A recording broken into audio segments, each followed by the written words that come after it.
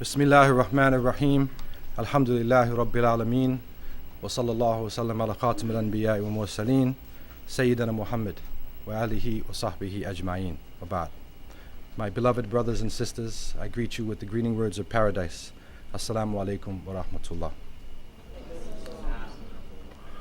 And I pray that these few moments that we spend can be a source of understanding and a source of inspiration for myself and you in the coming days. And we have reached a very critical point now in the development of the Islamic communities here in the West. And it is of great importance for those who are in leadership positions, especially for those who are involved in education, that we begin to look very seriously at our present condition, reflecting on the past, and also projecting somewhat into the future. And inshallah, with the help of Allah subhanahu wa ta'ala, we can stand up to the great challenges that we are facing, and especially in the coming millennium, in this time change that we are making, and with the great crises our society is facing. Allah subhanahu wa ta'ala has told us in the Quran, A'udhu billahi minash shaitani rajim, Ya ayyuhal ladhina amanu taqullaha wa qulu qawlan sadida. Yuslih lakum a'malakum wa yaghfir lakum dhunubakum wa man yuti' Allaha wa rasulahu faqad faza fawzan azima. O you who believe, have the consciousness of Allah and speak a straightforward word. He would repair your deeds and forgive you of your sins. And whoever obeys Allah and His Messenger has surely gained a mighty triumph. And so I want to speak to you today in this spirit of qawlan sadida. And that is because I would not come all this way and go through the changes that I've been going through. Toronto's getting cold now, by the way. Coming to Miami is like a sauna bath.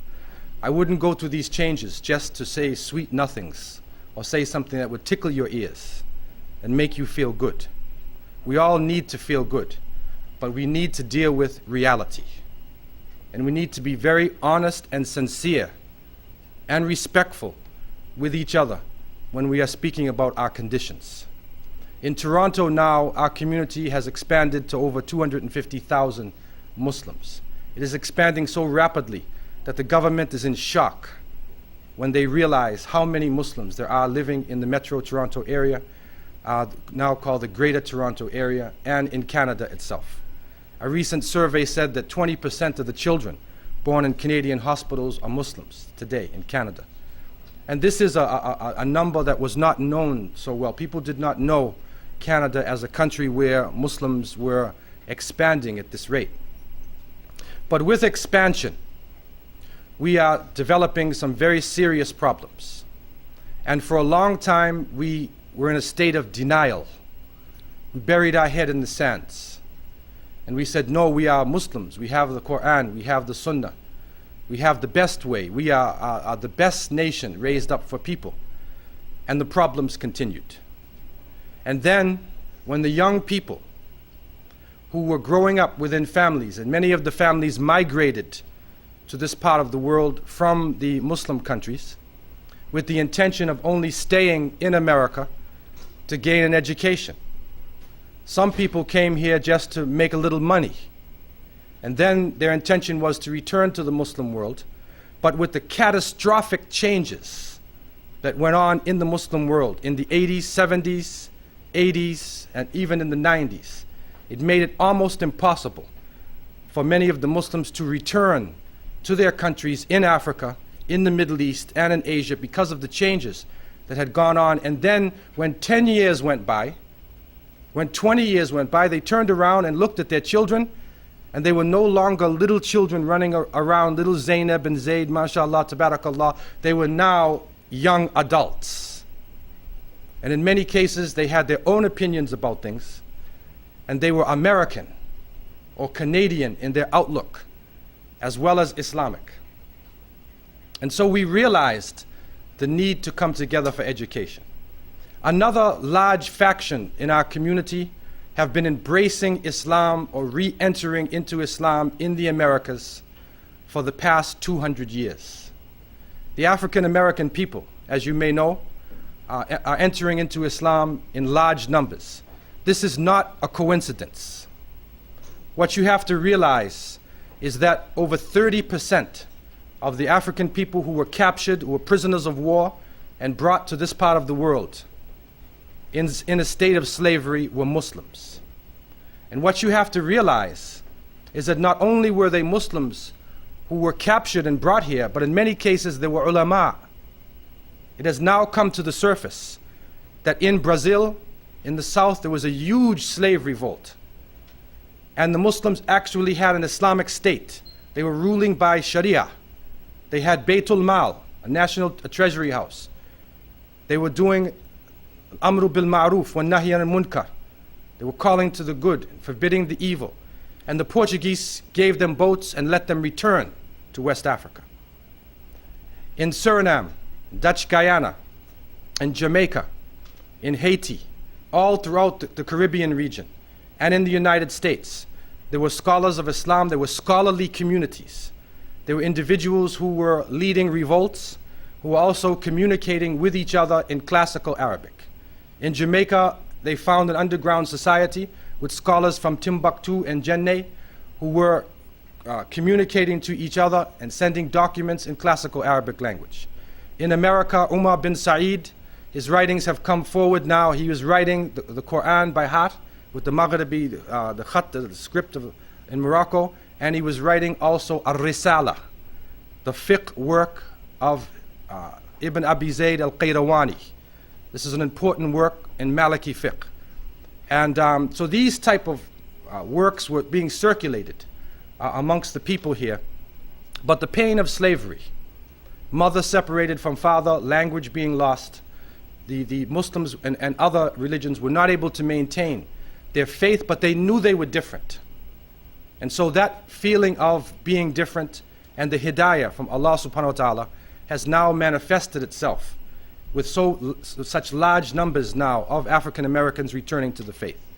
Also the Native Americans, who for a long time were looked upon as people who were outside of the parameters of civilization. We now realize that Muslims had contact with the native people before Columbus. We also recognize the fact that during the Spanish period, when the Spanish came as conquerors, the French period, French colonial period, there were Muslims who came as workers, and some escaped and went to the native people. And so amongst the nations of the natives, there is actually traces of Islam. Right here in Florida, the Seminole Nation, Seminoles, have written records, and there are also pictures and cultural traits showing that Muslims were amongst them. A group of Seminoles, there's a book called Black Indians. A group of Seminoles went to Washington, D.C. and met with the government, and they had turbans on, and they had abaya. Some of them had openly Muslim names. This is right in Florida. And so this reality is coming to the surface, that what we are dealing with now is a transition into something that was already here, but was covered up. And so those who have understood history, those who have controlled the masses in this country, in the Western world, for the last 200 to 300 years, they recognize this fact. They know this. Secondly, they also understand that on an international level, the present economic system is falling apart. Capitalism is being destroyed, or it is going into a recession now. And Marx and Engels and those socialist and communist theoreticians who looked at the economy of the world, they recognized the fact that somewhere in the 20th century there would be a great recession and capitalism would fall apart, and so they developed this communist ideology to supersede it, but it didn't work. Communism fell apart, and especially when the Russians invaded Afghanistan and they killed the innocent Muslims, and the Mujahideen took a stand in that part of the world. And we know, if you read what the Prophet, peace be upon him, said about the dua and about what happens when an innocent person is attacked who has a connection with Allah. He told us, ittaqu da'watul mazlum falaysa baynaha wa bayna Allahi hijab. beware of the prayer of the oppressed person. There is no barrier in between that dua and Allah subhanahu wa ta'ala. And so the Soviet Union fell, and communism as a viable way of life is falling apart. Even Fidel Castro's Cuba, which was the seatbed of socialism in this part of the world, it's falling apart now. And everybody's running toward capitalism. And so with those two systems falling apart, the potential civilization which can supersede the present civilizations is the Islamic way of life, the Islamic civilization. In the last millennium, the year 1000 of the Christian era, and they're speaking about millennium and how important millennium is. But the last millennium, the largest city in the world was Cordoba, in Spain, that was known as Al-Andalus in that time. That time there were over 1 million people living. You could walk in any direction for 20 kilometers and the streets were lit, lights, running water, universities, public baths, and the great scholars and those who sought civilization and education from throughout Europe and different parts of the world would go into Seville and Toledo and Granada, Valencia, and also to other parts of the Muslim world in order to get an education. The same way we come to the University of Miami today. We go to Oxford or Sorbonne. We go to the non-Muslim capitals and we take off our Islamic lifestyle and we become like them, seeking an education to go back to our countries. The last millennium, the scholars of the world would throw off their cultures, learn Arabic, learn how to make wudu and clean themselves, and learn to write properly, and then go amongst the Muslims. Then they would take that back to their countries. And if you can really go into the source books dealing with civilization, the Renaissance, the new coming to life of civilization in Europe in the 14th, 15th century, you will see it is the legacy of the Muslim world. Now, one of the important parts of this civilization that I wanted to just focus on, without going into details into that understanding, is the fact that Muslims were able to develop a type of Tawheedic, all-inclusive educational system. That is, that through the concept of Tawheed, of oneness and unity, we not only saw that we were creations under Allah, and that there's one God, but also we related to knowledge from any part of the world. That this hikmah, al-hikmah dalat al-mu'min, that hikmah, that wisdom and knowledge, wherever it comes from, is the lost property of a believer. Anywhere you get it, this is the property of a Muslim. So the Muslims were able to take the knowledge of the Greeks, the Romans, the Egyptians, from India, from parts of Africa, from all parts of the world, were able to put it together with Quranic understanding and give it a new type of dynamism, make it relevant, the number system. Roman numerals were confusing people. So with Islamic concepts and also with knowledge of ancient India and ancient Egypt, because it's probably in the ancient pyramid, the step pyramid in Saqqara in Egypt.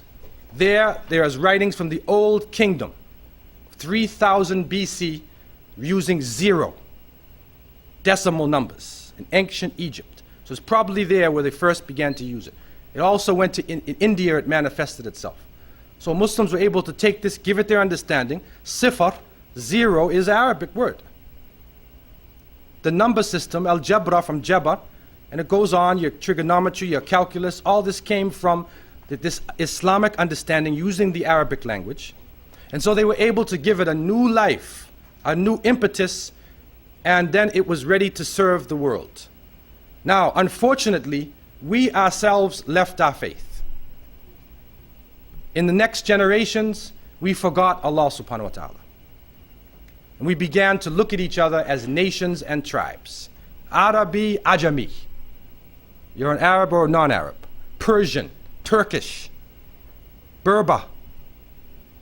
You come from different parts of the world. You're Chinese, you're Senegalese, Looking at different nations and different tribes, we divided up. Also, the rich began to look at themselves differently as the poor.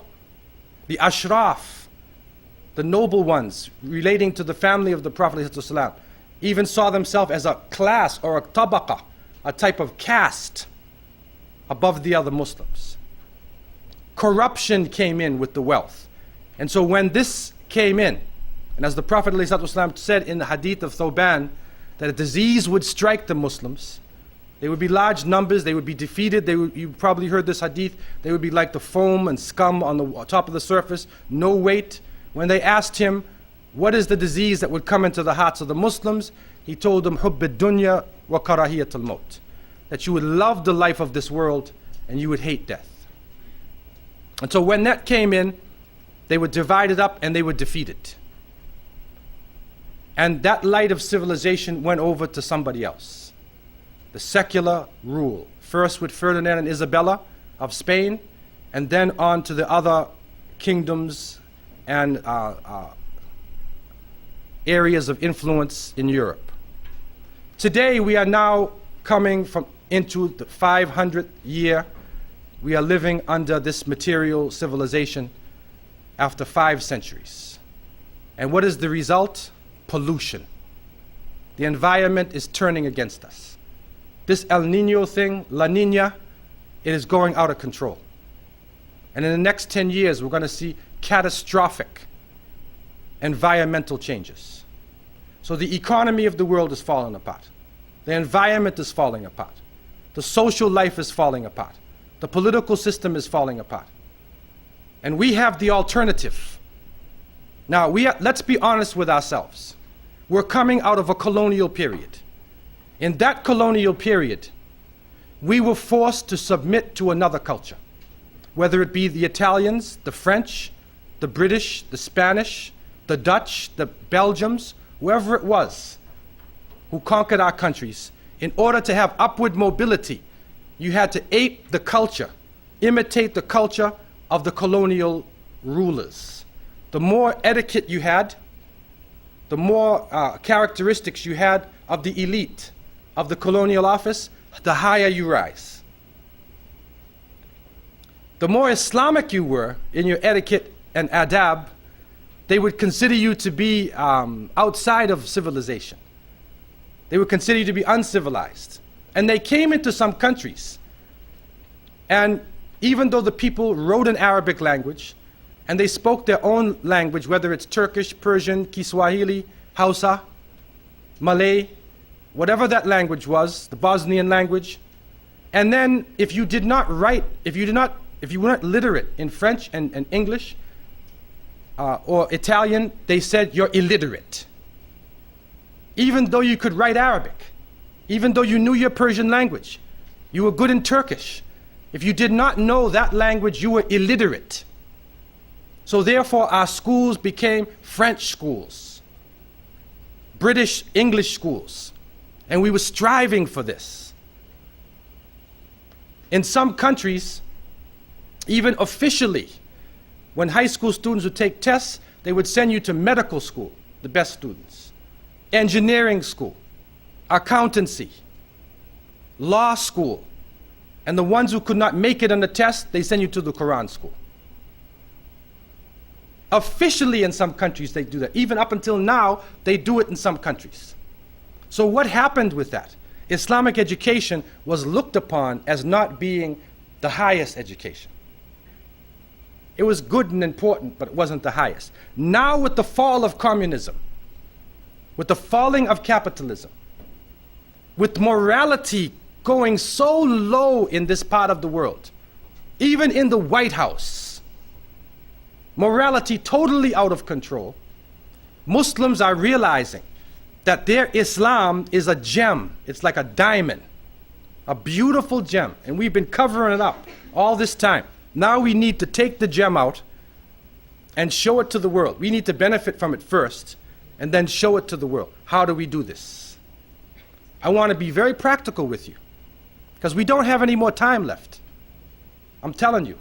And if you understand the history of this country, we don't have much time left. The Prophet, peace and blessings be upon him, said in a hadith reported by Abu Mas'ud Uqba ibn Amr al-Ansari, in this hadith, the Prophet ﷺ said, "Inna mimma adraka an-nas min kalam an-nubuwwat al-ula idha lam tastahi fasna' ma shi'ta." Rawahu al-Bukhari. The Prophet, peace be upon him, said, from what has come to us, what the people have understood from the words of the early prophetic revelation, if you don't have haya, if you don't have shame, then do anything. You're capable of anything. And that's the situation now in this society. Even though it is so powerful technologically, shame is gone out of the people. And why did the Prophet, peace be upon him, said, "Al-haya'u min al-iman," that modesty and shame is part of faith. This is what distinguishes, one of the distinguishing points about a Muslim, how he or she deals with other people. Not weakness, but it is humility and modesty for Allah subhanahu wa ta'ala. And so now our challenge, which is a very interesting challenge, is that we now have to resurrect the Islamic teachings and bring it in line with the technology of the 20th century. And then bring that new dynamism again that can be used in the 21st century. This is, I believe, one of our greatest challenges that we face. And if we are able to do this, inshallah, then I believe strongly that we will have a definite alternative to these societies. But that means we have to focus, I believe, strongly in two areas. One is the area of education. And secondly is the area of the family. Because without families as the building blocks of society, there is no society. And without education, without people who are carrying that Islamic understanding and have the dynamism and the knowledge and capability, then we don't have direction. So we need to focus on this. For a long time, Muslims focus on the political aspects, the economic aspects. When you have a lecture in a community or a gathering, if you talk about the family issues, then you only get maybe about 5 to 10% of the community comes out. And 3/4 are sisters. You're talking about the family, right? If you're talking about education, in the past, you'd only get 40% of the community. If you talk politics, this Jamaat against that Jamaat, this Imam did wrong and the executive committee is going to get him. Everybody's out there. The place is crowded. They want the politics. Bring a hot political issue from the Muslim world. Islamic State. Islamic State. Overthrow the government. Hot political issue. Everybody comes out. But when they went to one of the great scholars of Islam, Ahmed Zarruq, rahimahullah, from Morocco, and they asked him about Islamic State. And he looked at people who were not even dealing with their Islam, and he said, يَطْلُبُونَ الْفَتْحَ دُونَ الشُّرُوطِ. They are asking for the victory without fulfilling the conditions of the victory. You want Medina, and you haven't gone through Mecca yet. You want to have an Islamic State, but yet Tawheed is not in your heart. Your character is not developed yet. And so the families is a crucial issue that we have to look at, and we have to not bury our heads in the sand. What we developed in Toronto is Islamic Social Services. It's a new institution where we do family counseling. We deal with the issues. There's a problem between husband and wife, parents and children, teenagers are running away, Children's Aid Society is taking your child. Let's deal with reality now. This is the basis of our community. Social services. Those who are involved in social services have to have confidentiality. That means they have to keep the secrets of other Muslims. We have this bad tendency amongst us that we talk too much. We talk. And especially people from the same nationality. I had people come in, a person came in from Bangladesh, And they said, okay, I'll tell you my problem, but don't tell the Bengalis. Okay? Another person came from Egypt, and they said, yes, I'll tell you, but don't tell the Egyptians. Every country they say that. They're afraid of their own people. Why?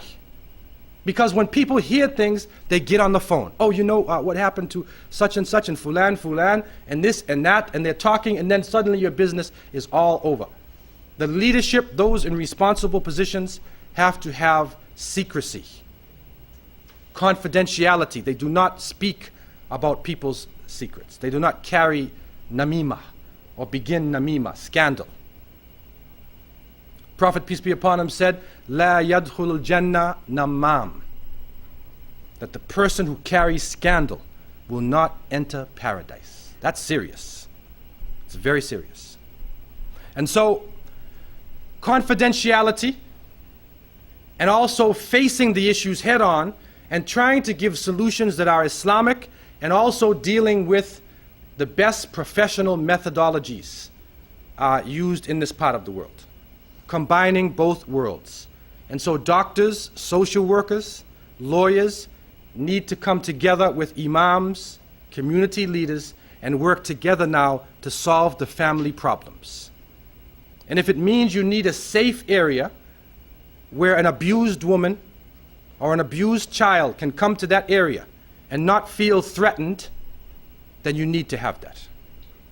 This is a crucial issue. We have to go at these problems and try to develop the kind of family where the home is a source of peace. The home is not a battleground.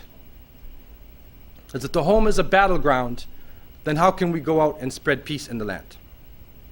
The second area which I want to focus on a little bit more, especially since we are here in education, we're involved in education, and I'm sure that some of the points that I'm going to mention here to you have already been discussed by you.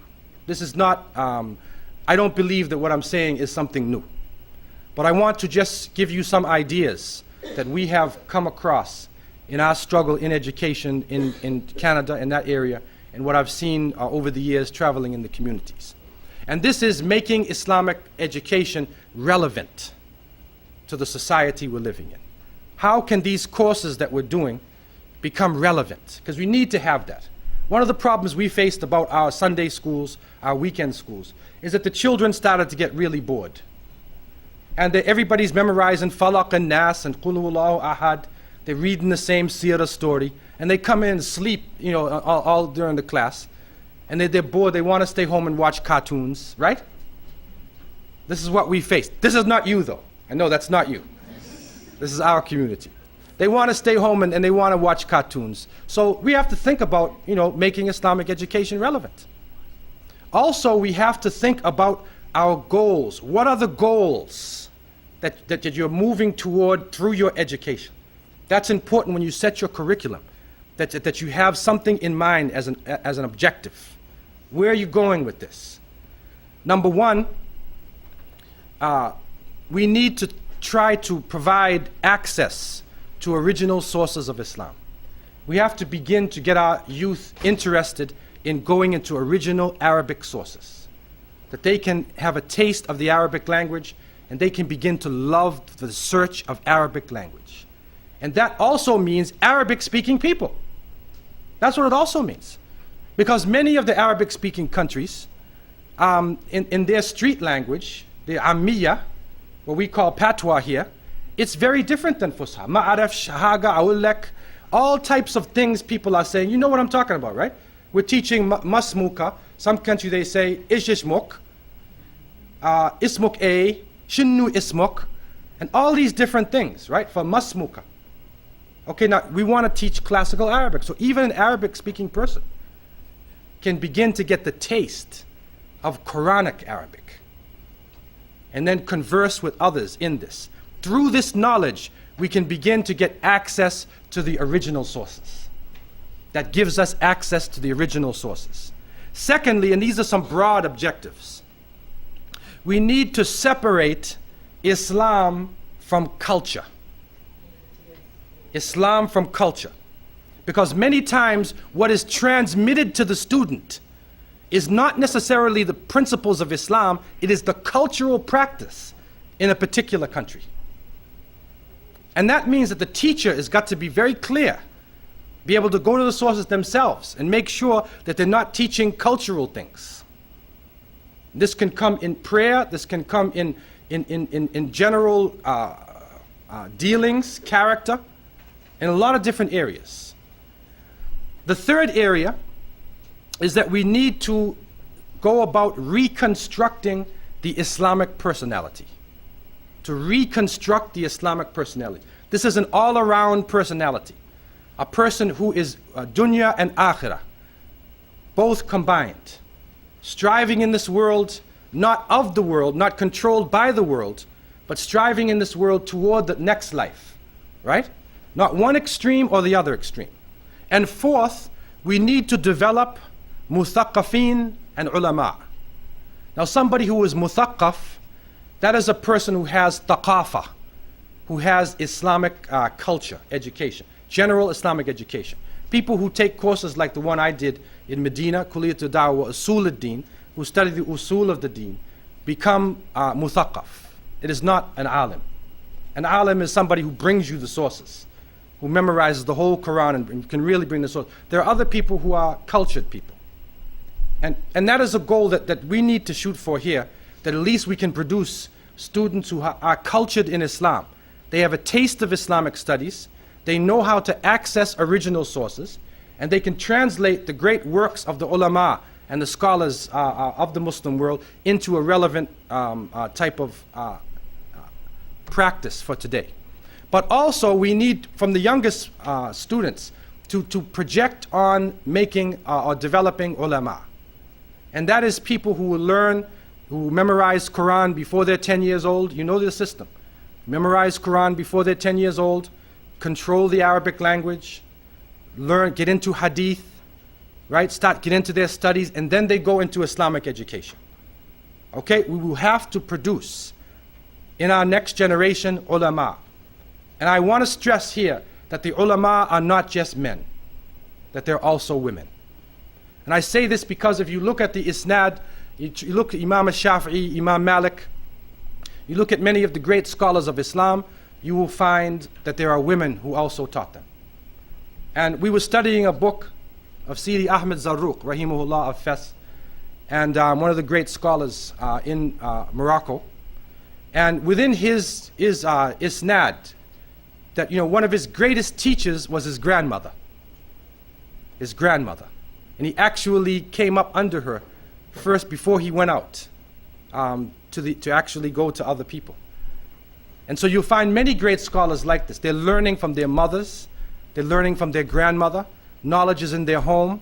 They're learning from a woman also, especially in their early years. And so this is important. And then again, the situation with the sisters themselves. What is happening now is that there are women in this society who want to hear about Islam. And somebody's got to teach them. And sisters have to understand their rights. Just in the marriage area alone, how many sisters know about the rules of kafa'ah, suitability? How do you make suitability between your young child or your teenager, your young adult, and another a young adult to get married? What is suitability? How do you go into it? How many of us know, even in divorce, and this divorce thing is plaguing us in our community, how many sisters know about khula or khala? They have the right to give back the mahar. How many know about fasakh, that the marriage can be annulled if the man does not fulfill certain rights within the marriage? How many know? People don't know that. They're stuck within marriage like the practice of the Orthodox Jews, and it comes out what we call al-mu'allaqa, where women are hung between marriage and divorce, and the husband says, he leaves her, and he said, I will not divorce you until the day of judgment. I'll never divorce you. So you'll be hanging in between marriage, you'll never get married again. That's not Islamic. That's mu'allaqa, is not Islamic. And the Sharia has solutions to this. There's solutions, but we don't know this. The mahar, the dowry itself. How many know the importance of the mahar? There was even one discussion in Shafi'i fiqh where they were talking about the maha, if there is a difference of opinion between the two families as to how much the maha would be for the girl, then you give the dowry or the maha based upon the average dowry given to a woman in your area. If there's a difference of opinion, then you give the average dowry in your area. What is the average dowry given in Miami? Does anybody know? Think about that. Does anybody know the average dowry? What is the average dowry? Is it $5,000? Is it $20,000? Is it a leather jacket and a pager? What is it? What is the dowry? We're not sure. These are the kind of areas that through our education we need to go into to build our community. Okay? So therefore, we need to develop these type of leaders. Now, some of the relevant areas of emphasis. I want to just put out a few areas of emphasis that we can emphasize on in our education. One is, as I said before, developing a sound basis in classical Arabic. And that is to nurture in the students the 4 skills: reading, writing, comprehension, speaking, comprehension meaning hearing and speaking, to develop these skills. And right from the beginning, we need to try to develop in the students speaking, a basic hiwar that can go on between the students so they're using their Arabic. Even ma hada kitab, masmuka ismi Abdullah, masmuhu ismuhu Ali. And they're talking like, min aina anta, ana min Amrika, aina Amrika. And then they're going on, so they're using things. If they know this, min aina anta, ana min Amrika, if they're using that, they know jumla ismiya.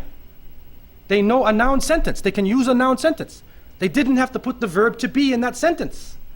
So they have learned a grammar rule. If you try to teach them jumla ismiya, you'll frighten everybody out of the room. Because Arabic grammar can seem intimidating. But if you start to use it, it's logical. It's logical language. English is illogical language. GHT and PH and all these letters that are written and not pronounced. And you have to learn so many exceptions to the rules, right? Arabic's very logical, but you got to learn the rules, right? Once you know the rules, then you can get into the Arabic. So to emphasize this. Secondly, ulum al-Quran wal-Hadith. That we start to learn the ulum. That we learn something about the Quran itself in the sense of how, when it was revealed, what types of verses are there, Meccan, Medinan verses, the ulum al-Quran, the tafsir, start to go into the taste of the Quran, right? And then also into the hadith, that we start to go into the hadith to get an idea, give the students a feel of hadith. What is isnad? How this chain of narrators. What is a good hadith and what is a weak hadith? What is a strong hadith? Give them a taste so they can start to see how beautiful this ulum al-hadith really is. In looking at the Quran itself, again, we should be very sincere to it. We should have tahsin tilawatihi, itba' awamirihi, wa tadabbur ayati. That we should have beautification of the reading of the Quran. You should read it with tajweed, right? Tajweed, or tartil as they say. Right? Tajweed al-huruf wa ma'rifatul wuquf. Right? Tajweed al-huruf. That you give the proper rights to the letters and you know the stops. How to stop and start. Tajweed. Everybody needs to learn that. But also, we need to learn that we have to follow it. Because many times we read the Quran, but we don't follow the verse. We don't love the Quran. As the Prophet, peace be upon him, said, the time would come when people would be reading the Quran in melodious tones and it wouldn't go past their throats. Okay? It wouldn't touch their hearts. And lastly, tadabbur. We need to reflect on the verses. Learn to reflect on the Quran and reflect on the meanings. The third area we need to focus on is practical sessions in Tawheed. And that is the oneness of Allah, because that is the essence of Islam itself. And we need to focus in this society that our essence is not just certain clothes that we wear. It's not just certain language or food that we eat. The essence of being Muslim is the one belief in one God. And we accept all the prophets and the Prophet Muhammad as the last prophet. So this needs to be a practical tawheed, showing tawheed amongst the prophets, showing tawheed in other nations. You can also show tawheed. Then showing especially what they call tawheed al-ibadah, and that is the unity in worship. How tawheed plays itself out in your worship, not only just in salat, but in your dealings with other people. And tawheed al-ibadah goes into even magic, superstition, all the different forms of shirk that can come into the ummah. This is one of our great problems now that's holding us back, is that we're afraid of everything except Allah. Afraid of the night, afraid of jinnis coming inside of us, afraid of magicians putting spells on us, right? We're afraid of these things, man. You start talking about the jinn amongst people and everybody's eyes gets big. Their eyes get big. He said, yes, last night I saw the footprints where they were backwards. The feet were backwards and they're walking. And I heard sounds outside. Something happened to me. I have a headache, Brother Abdullah. I have a headache. He's stressed out. He's got 2 jobs. He's a victim of stress, but he thinks the jinn is inside of his head. And so, to have that belief in Allah and to have that feeling, that connection with the Creator. The 4th point we would emphasize is as-siratun nabawiyah, and especially what they would call fiqh sirah, the knowledge, understanding of the seerah. You don't just read it as a story. Take knowledge from the different incidents that happened to the Prophet ﷺ and his followers. And you can read Seerah ibn Ishaq, you can read Ash-Shifa al-Qadi Iyad. There's a number of works that you can read where you will find seerah being expressed in a way where you can get something out of it. Okay? This brings alive Islamic teachings. Seerah is important, and we use this as one of our main subjects for the students. And that is because the young people here, especially those who watch television a lot, and that's just about everybody, they're used to watching stories. Everything is a story. The hero is there, and his family is blown up by this wicked guy, and now he's going to go get him. He's got to get the evil people. The aliens have just landed over there, and so they see a story, and it comes to a conclusion. And some of these stories even teach them something. Unfortunately, they're teaching them the wrong ideas, but they'll teach them something with that story. When you tell some of the stories of the Prophet ﷺ, it's not just a story. It teaches something that we can learn from. If you go deep into it, it teaches tafsir, it teaches fiqh, it can teach hadith. Everything can be inside of the seerah. Also, you can teach what is called the stories of Sahaba, radiyallahu anhum. And there is a work by Abdul Wahid Hamid, which is in English, called Companions of the Prophet. If you can't go to the Arabic sources, you can go to Companions of the Prophet, and there's female also companions, Sahabiyat. And these are practical stories. And when the children hear this, then is an example of somebody who did something. Then you can go through Islamic history, and you can look at different individuals in Islamic history, and you can follow their lives. Tariq ibn Ziyad, Salah ad-Din al-Ayyubi, many different people throughout history. You can see their examples right up until recent times. And these can be used. Number 6 is basic fiqh.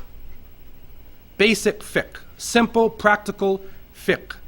So the students can begin to taste what fiqh is and to know how to make their prayers properly, tahara, and all these different aspects in a simple way. But I want to stress that we need to have tolerance between schools of thought. There's a problem happening in some parts of America where people are now getting themselves fortified around schools of thought. So I am a Hanafi, I am a Shafi'i, I am a Maliki. And in some cases, they look at each other, you Shafi'i? Some people say, they came to me and they said, can a Hanafi marry a Shafi'i? Right? As though it's like 2 different religions. Okay? They're fortifying themselves. Yes, you need to have a school of thought as the basis of your fiqh, but not to be intolerant. There's another new wave that says no school of thought. Don't have any school of thought. Don't go to any of the scholars. That's another extreme position. This extremism. Because you cannot negate the great scholars of Islam. Okay, at the same time, you have to go back to the scholars themselves and see how tolerant they were of each other. How their love of the sources made them love the other scholars. They were teachers and students of each other. They were not rivals making different churches like Jehovah's Witnesses and Pentecostals and Baptists. This is a different concept which is alien to us. The seventh point is that, also in fiqh, halal and haram. That we need to have general courses in halal and haram so the students have a practical application of halal and haram in their life. Number 7 is the sunnah in akhlaq, character, and mu'amalat. Okay, that we have emphasized for a long time ibadat, how to pray, how to fast, but we need to emphasize now character and dealings, interpersonal relationships, mu'amalat. And there's a whole body of sunnah in this area. How you deal with people, how you address people, your respect for each other, respect for children, for adults, adults for children, men for women, modesty, how you deal, mu'amalat, how you do business. There's a lot of different areas of the sunnah in this field. 8, knowledge of the environment, fiqh al-waqi'. And in that, you need to have a general history you look at history from an Islamic perspective. Also, we need to look at the history of this part of the world to get a general idea with an Islamic perspective. What is the history of Muslims in this part of the world? That's an interesting subject, because you might not know there might have been Muslims right here in the same place when there was no university, in a little masjid, and they tried for 50 years and then they got lost. You need to know about them, so you don't fall in the same trap that they fell into. Now, coming to a conclusion, some of the supplementary aspects of Islamic education. One is, as much as possible, we need an Islamic setting. You need to have an Islamic setting.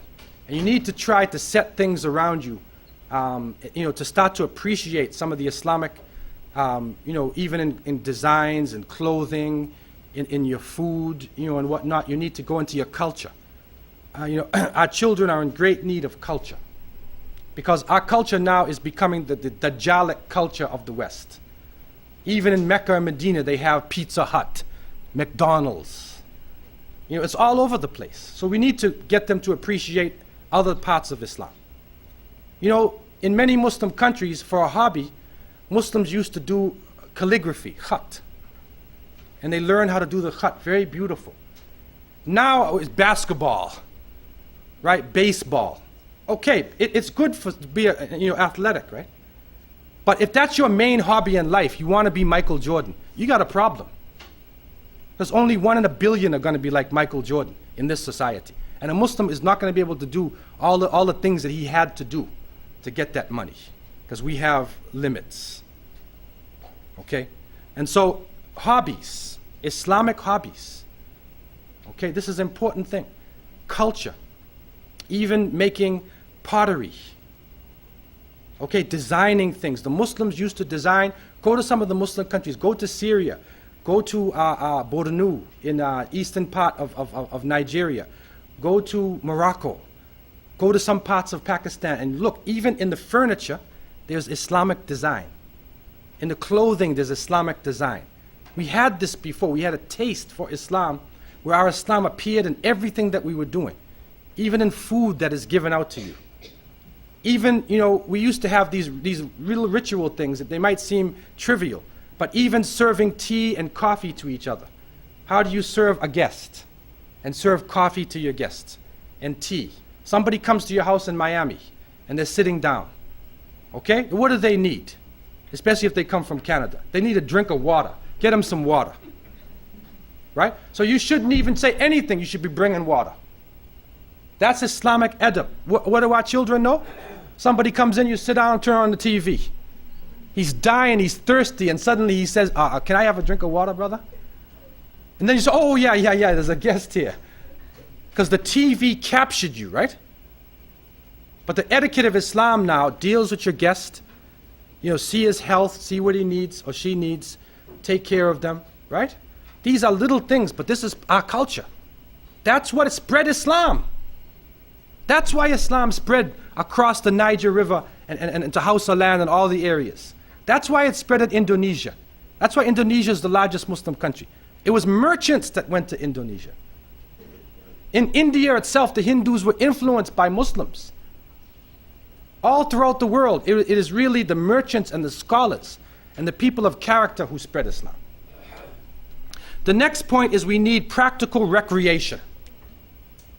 We need to have in our classes, we even took a period of time in our Sunday school classes, just showing you our example. We would teach seerah, we would teach some Quran, we would teach some hadith, and then we had wrestling class. Wrestling. So you separate the boys and you separate the girls. Okay, and the boys would do wrestling. And we get a Muslim brother who's good in wrestling or good in martial arts, and he teaches them. So they have sports, right? That's what they love. The girls too need sports. Some people say, well, wait a minute. No, the girls need sports too. You look at the Sahabiyat. Read about the Battle of the Trench and read about Muslim women. You see, they fought also. They knew how to fight. They lived a tough life also. In Toronto, we had a rapist who was targeting Muslim women. Only Muslim women he loved.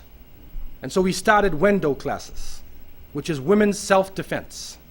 And a woman comes in and she teaches the sisters they can still wear loose clothing. And she teaches them how to defend themselves if a rapist comes, how you defend yourself, what you do.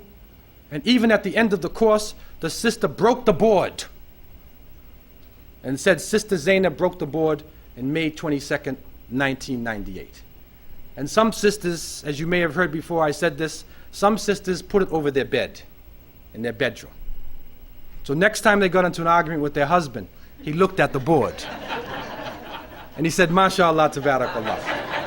وَأَمْرُهُمْ شُورَى بَيْنَهُمْ. We will solve our problem in mutual consultation. Right? He looked at the board. That's Zainab. Right? So practical recreation. Riding, horse riding. Take them sometimes for horse riding. I saw a store here in Miami where they were selling saddles and whatnot. Go outside of the city of Miami and you find some people, they're fishing, they're horse riding, they're hunting. Take the Muslims hunting. These are our skills, right? Swimming. Let them swim. Even the sisters, you can get an area, get a beach area or something, and let the sisters be in an area. They can still wear, some parts of their clothing. They don't have to wear the clothing like the other people. And they can go inside that area, brothers protect the area, and let them swim. What we did is that we even worked with the city of Toronto, and we got pools, swimming pools, and we had only women in the pools. Only Muslim sisters. And we had some sisters who learned from women, they took lifeguard courses. So the Muslim sisters were in the pool, and they were able to swim in the pools. And they learned to swim. These are some practical points that we need to have to supplement our education. Number 3, as I said, skills training. And that can include carpentry, agriculture, home economics, and so forth and so on. So I want to leave you with these points. And, it is a challenge that we have in front of us. But really, in this coming period, in this time which is coming on us so rapidly, we need to have the type of leadership that can handle the challenges of the 21st century. It is that leadership, in summary, which has proper knowledge of Islam and has taqwa. Also, leadership that has balance and wisdom. Balance, hikmah, wisdom. 3, they have Islamic character. 4, courage and conviction. 5, a knowledge of the environment. 6, emphasis on unity and cooperation with others. Unity, type of leadership that emphasizes unity and cooperation. And 7, a positive approach. As the Prophet, peace be upon him, used to say to his followers when he would send them out, yassiru wa la tu'assiru, bashiru wa la tunafiru. Make things easy. Don't make it difficult. Call them to what's good. Call them to Islam. Don't drive people away. May Allah subhanahu wa ta'ala help us in the coming of the 21st century. And may Allah develop the type of Muslim homes and Islamic education that we need to present a dynamic system for not only for the Muslim world, but for the whole of the planet Earth. أقول قولي هذا وأستغفر الله لي ولكم والسلام عليكم ورحمة الله وبركاته.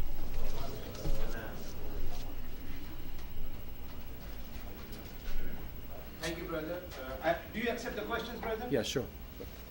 Any questions? Yes, sister. I want to know how involved your parents are in your school. How do you get parent involvement, parental involvement? That's my question number one. And why do Muslims feel so negative towards Islamic education? Right. Okay, number one, in terms of parental involvement, in the Sunday school classes, the weekend schools, we had developed classes for the parents themselves, which were parallel to the classes for the students, which you may be doing yourself. And so there was sisters classes, there was brothers classes. We even had some which were a joint class for adults. And it was a subject that they could relate to. So that while the children were being educated, the parents are also being educated. Because the problem is, if the children start learning things and the parents don't learn, it develops a problem. Because when they go home, they see the opposite. So it develops a problem. So the parents need to be educated. And then also to have periodic meetings with the parents where you discuss the policy of the school. If they have any criticisms, suggestions, they have input. They have direct input into what goes on in the school. Periodic meetings that they would know. They receive a communique and they know that at this time of year there would be the parent-teachers meeting. In the bigger schools that we have there, they even form a parent-teachers association. So this would be the Muslim parents of the children in the big schools. So this is like a full-time school. So they would have a parents group that works along with the administration, not against the administration. They work with the administration to solve the problems. And the administration should look upon the parents as a very important part of their leadership. They should realize that, because these are the parents of the children. And that's very important. In terms of the negativity with Islamic education, as I said at the beginning of the talk, in the Muslim world, people are coming out of the colonial period. And during that period, Islamic education was looked upon as inferior education. Even though people are religious, they were religious, but still they looked upon deep Islamic education as not relevant to technology and the changes in society. And in some ways it wasn't relevant, because it didn't deal with the science. It went away from science. Till some scholars even said that the earth is flat, up until the 80s. Big scholars. They said the earth is flat. They said nobody went out in space. They're liars. They're kadhab. Okay? So when people who were involved in technology heard that, they say these people are ignorant. And so a gap developed between the professional people who were educated in the secular system and the people who were educated in the Islamic education system. So that developed. Now that gap is closing and people are coming together. But it will take some time, because there's a lot of misunderstanding, and also there needs to be the type of wisdom in leadership that can deal with both worlds. It can deal with both worlds. But it's coming together, but it will take some time. Okay, also people from America who are accepting Islam, did not have the benefit of knowing how deep Islamic education really is. Because many of the early movements for Islam in North America were founded by people, and I'm not blaming them, they did their best, but they invented the religion. They invented the religion. So they even sometimes claim prophethood. And they invented how to pray, how to fast, how to do everything without going to the sources. Now they were trying to survive, right? But they thought it up themselves. And that's not the way Islam has been transmitted. There is creativity, but it's revelation. You got to learn the revelation. Okay, and that was lost. That people in America didn't have that understanding of how important the revelation is. Now it's here. Now it's widespread now. And so people are now realizing the importance of learning classical Arabic and going to the revelation. Yes, brother. To add on the question to the sister, we do understand that all the stakeholders of the Islamic education should be involved. And we do have the classes for the adults. Yeah. But the problem is how to motivate the parents to bring them over here. Yeah. I mean, that's the major problem which we are facing right over here. How to motivate them. Sure. Well, to be honest with you, brother, I don't claim to have the answer to this. Because even in our own area, somehow the parents are not motivated enough. They don't realize the seriousness of it. Because in many cases, they think that their main thing in life is working or just cooking food and whatnot. And these are important aspects of life, obviously. But the Islamic education is crucial. Because why are you cooking the food? How do you cook it? You got to know halal, right? How do you earn your money? You got to know halal and haram. You see? So these are important things, but how to motivate people? Again, if you have some diversified type of, classes, interesting topics, maybe you can get people out, like that. And with the youth, recreation to active sports type things, that can get the youth out to a lot of the programs. But really, this is a general problem within our community. I think, unfortunately, they're going to be motivated by the American society. Because, this society is going through some big changes. And so people are going to realize Islam is a survival kit. It's a survival kit. And that's why there's more people coming now. Yeah, I do realize, the parents do realize that it's very important that their children get Islamic education. But as you said, they bring over here and they go to the shopping center. Yeah. That is a major issue, and and whenever we had formed the parents' organization, I saw people who were very active one day, they disappeared. So I'm scared of having a PTA. Yeah. Except only one parent is still here who has been the president of the PTA. The rest, whoever got elected as the president of the PTA, disappeared. Yeah. Well, the major challenge if you have. It's a challenge, but you have to try to continue, because it is a necessary element. Try somehow, if you get a speaker to come in, Dr. Ahmed Saka, who comes, or whoever comes, have a session with him with the parents. And so they might come to listen to him. If you have somebody like that, and then send a flyer home to the parents. Say, this is your session now. You have somebody who's going to talk to you. Like something like that, some ways of motivating them to come out. Okay, the floor is open again. Anybody else? Yes, brother. To add to this, what do you think of the administration of school? Sometimes if they are very strict, then this may scare the student and the parent. If they are too lenient, then this also make the thinkers lose. And True. And that's exactly what we are really facing. So from your experience, what you can. Well, this is where balance is required, and this is not easy. Because many of us, when we think of Islamic education from the Muslim world, you think of the asa. He doesn't know the thing and you beat him. He doesn't know it, beat him. That's what a lot of the Quran schools were. You don't know your lesson, they're beating you every 5 minutes, they're beating you. Okay, so, and they train students through terror. Then on the other hand, you have people who are super liberal, and they allow the students to do anything. And some of these public schools, I don't know about here in Miami, but in Canada, it got so bad, they're carrying weapons in class, they wear all these strange clothes to school, and they're walking around, no respect for the teachers. It went the opposite direction. So now we need balance. We need balance. And this again it requires some creativity, or a flexibility. It's not easy.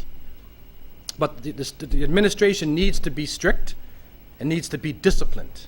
There's got to be adab and etiquette and respect. If you don't have etiquette, if you don't have respect, you're finished.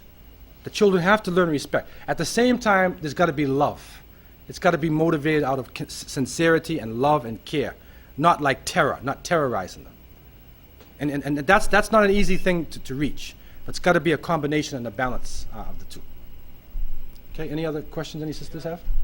Talking Yes. about motivation for parents. Yeah. It doesn't work with very young children.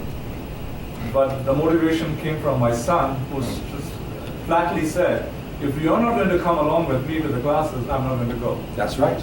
So here I am. I'm coming every Sunday because MashaAllah. Okay, that's good. That's right. And, So, see, and motivation can come from children too. That's And right. It is it's simply that he would not go if I don't go. yeah. You mentioned information going back to sources. Yeah. There's 50 different books and everything.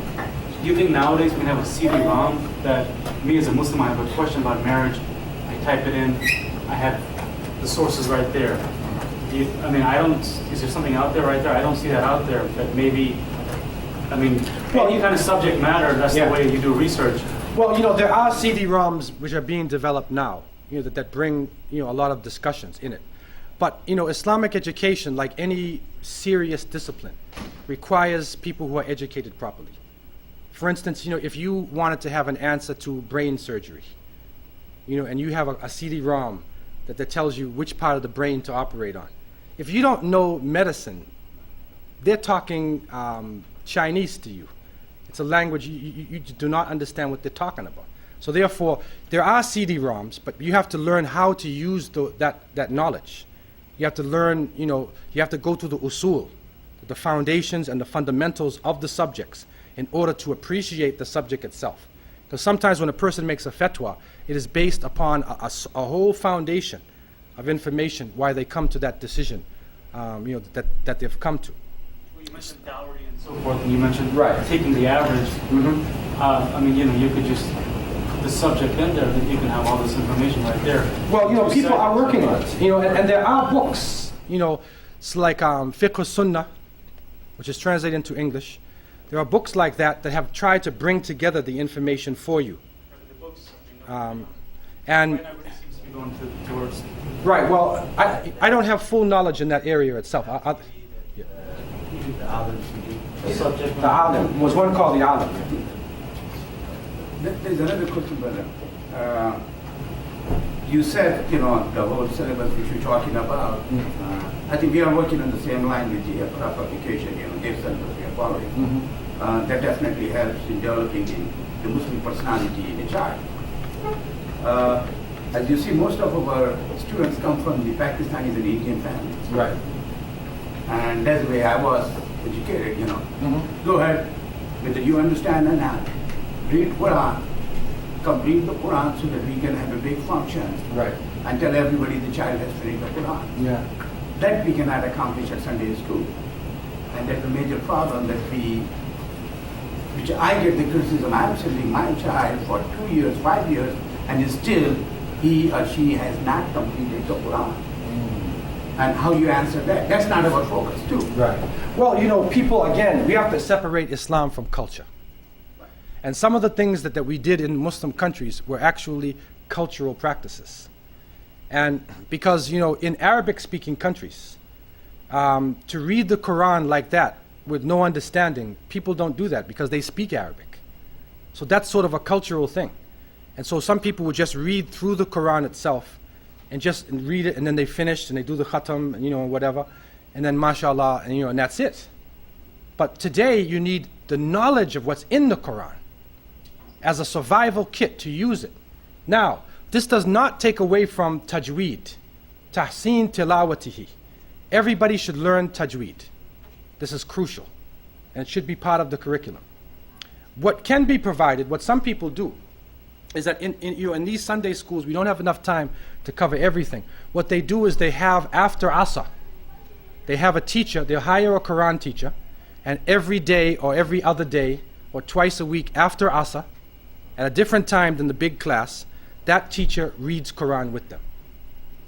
So the ones who want to do that, they can have the Asriya after Asr classes, where they'll read through the whole Quran with a teacher. Because those teachers need to have total focus on what they're doing. They're not teaching all these other subjects. But when we're in a greater community, there's other needs. There are other cultures, other needs. So those who have that need, what we have done, you hire a Quran teacher, and then at a different time, you go specifically for that Quranic reading. You come to the general class for your general Islamic studies and your knowledge. Then that way maybe you can overcome. Yeah. Why do you have a program every Sunday and a full-time school? Or just a Sunday school? Well, in Toronto, there's full-time and there's Sunday classes also. Some, unfortunately, because of the size of our community, and it's probably the same here, some people cannot afford to go to the full-time school, or they're too far away. We don't have enough schools. So the ones who can't afford it then would send their children to school, like in some masjids have Quran class after Asr. So they'll go after Asr. And on the weekends, they'll have a Saturday or a Sunday class where they get together like that, to fill in. But really, we should all be striving toward full-time Islamic education. There's no way around this.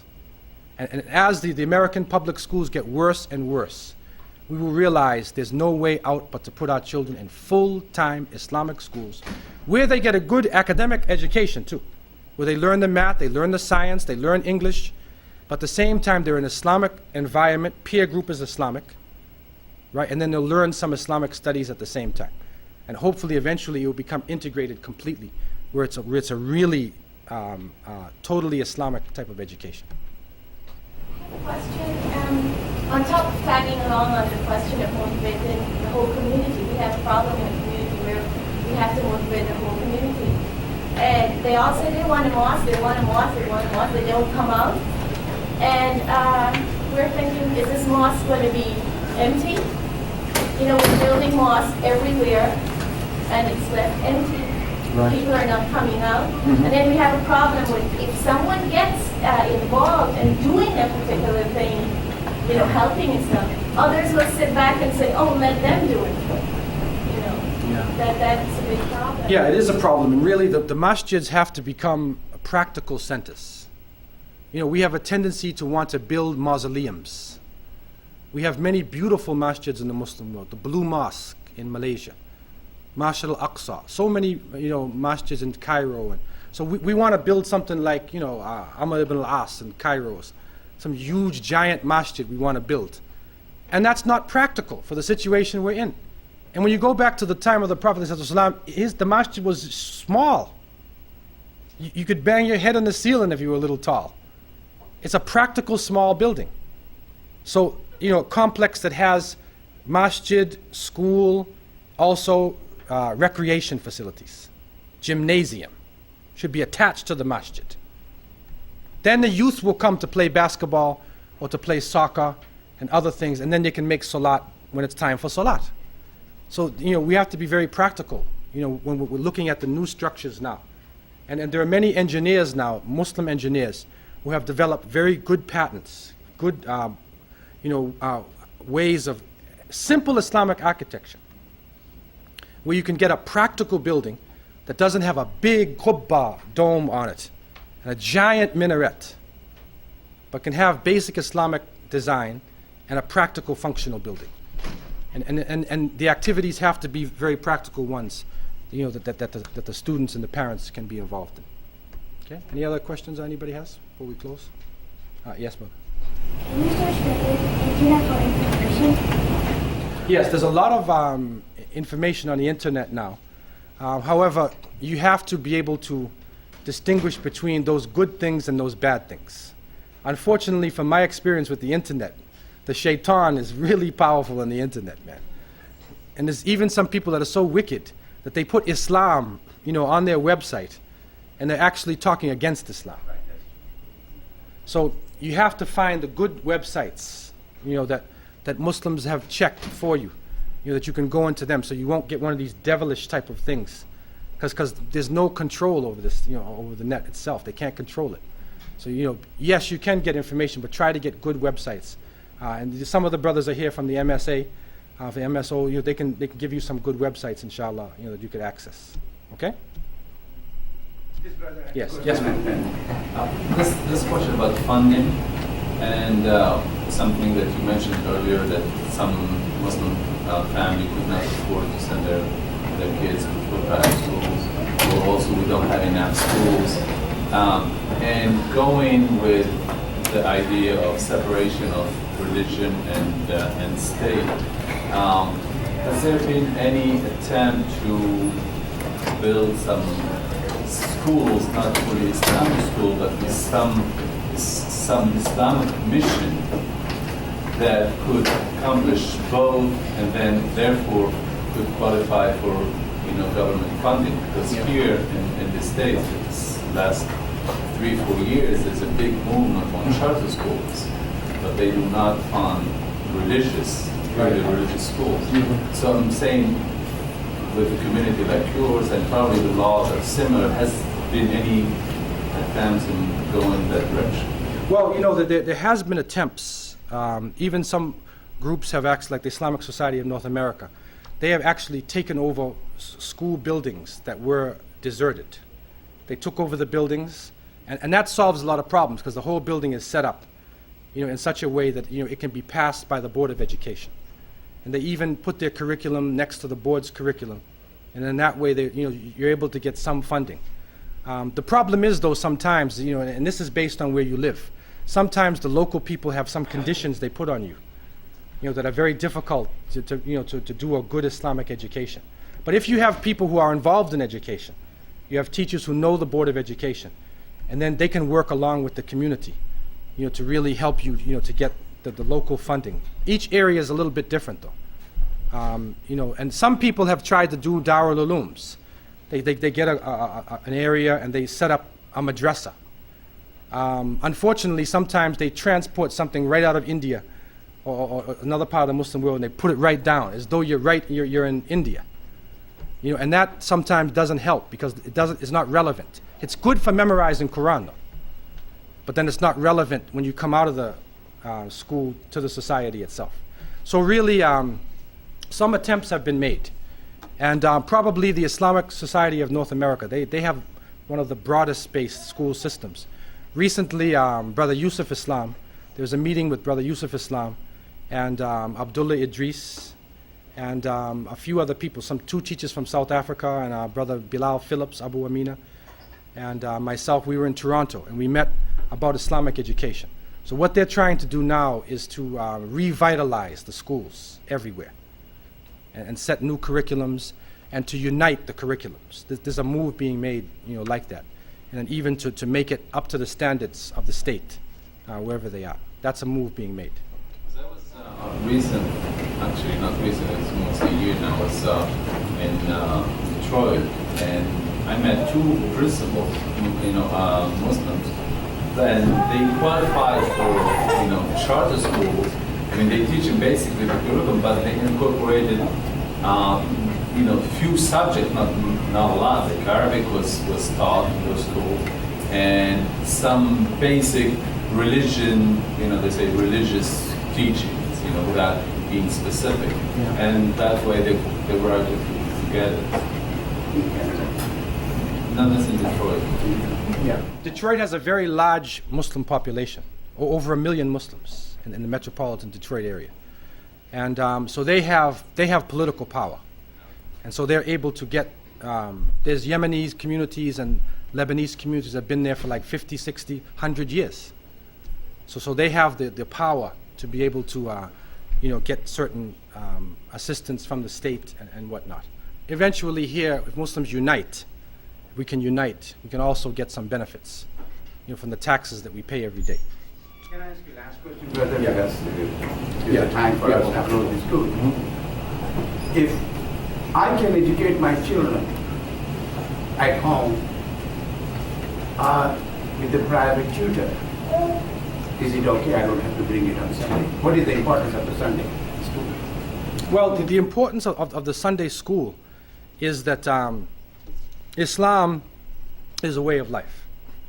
And so therefore it's not just information giving. There's peer pressure, and there's also interaction with other Muslims. That's part of our Islam. Because if you learn, if somebody says to you, you're supposed to be generous, you're supposed to cooperate, وَتَعَاوَنُوا عَلَى الْبِرِّ وَالتَّقْوَى. How do you do ta'awun? If you don't have anybody to cooperate with, you'll never learn how to share. You see what I'm saying? But when you're here, you interact with each other. How do you learn to lower the gaze? How do you learn to be modest? Even sometimes you learn how to dress. You learn things from seeing other Muslims. Also, it's important for the young people, their identity. Their identity. Who are you?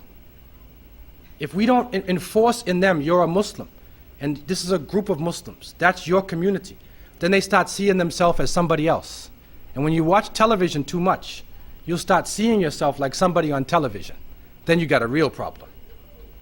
So therefore, the society of Muslims, interaction with the society of Muslims is a very important element of education, because Islamic education is living education. It's not just information, right? It's information and practice, and especially the character. We emphasize in these times the character, mu'amalat, the interrelationship between people and our group as a society. So I want to end at this point And I pray that you would be successful in your striving here in your school, and that Allah would bring us all together in unity and protect us from the fitna of the 21st century. أقول قولي هذا وأستغفر الله لي ولكم والسلام عليكم ورحمة الله وبركاته.